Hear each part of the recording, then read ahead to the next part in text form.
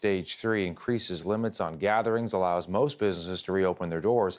That does include indoor dining at restaurants and gyms. Many, though, of Ontario's bigger cities are going to have to wait, and that includes the country's biggest, Toronto. Let's show you the provincial map, and everything you see there in purple is reopening to Stage 3 on Friday. That includes places like Ottawa, Kitchener, Waterloo, Thunder Bay, Sudbury, but the Greater Toronto Area, there you see it in pink, along with Hamilton down to the southwest. Plus both the Niagara and Windsor regions in the far southwest of the province, they'll all be kept in Stage 2 for a while longer. So here's what that means. About 6 million people in Ontario live in areas that can move to Stage 3, but close to 8 million people will be kept in Stage 2. As for what it's all going to mean, just to give you some of the highlights, movie theaters, gyms, fitness studios, casinos, amusement parks, indoor dining and bars, all, of course, with a lot of precautions and a lot of measurements being put into place there, measures to make sure it's all done safely. Let's bring in Dr. Ronald St, former federal manager for the SARS response to Canada.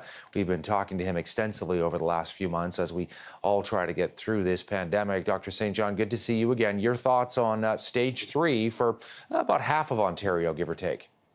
Well, I don't know. It's a perplexing in a way because the virus has not gone away, even in the low incidence areas. There may still be people who have no symptoms but are infected and potentially transmitters of the disease. I worry that there's not enough time between Stage 2 and Stage 3. It's only been about 4 weeks. You give the impression to the public that things are pretty much back to normal when you say all businesses are pretty much open and we're going to do this and we're going to do that. It's a bit disconcerting. When you look at some of the businesses, Dr. St. John, that we were showing our viewers a moment ago, but you talk about movie theaters, indoor dining, casinos, amusement parks, gyms as well. I mean, this kind of thing. Your concerns about that, do you think Ontario is ready to be able to handle that, and those businesses will be able to have plans in place to do it safely? Well, the provision is that these places, these establishments, will be able to maintain social distancing.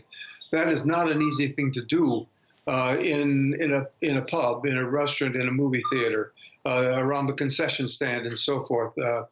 There's so many examples now cropping up around the world of rapid easing and then a rebound of the disease. I'm impressed. A bar in East Lansing, Michigan, opened up and 189 cases were traceable back to that single bar.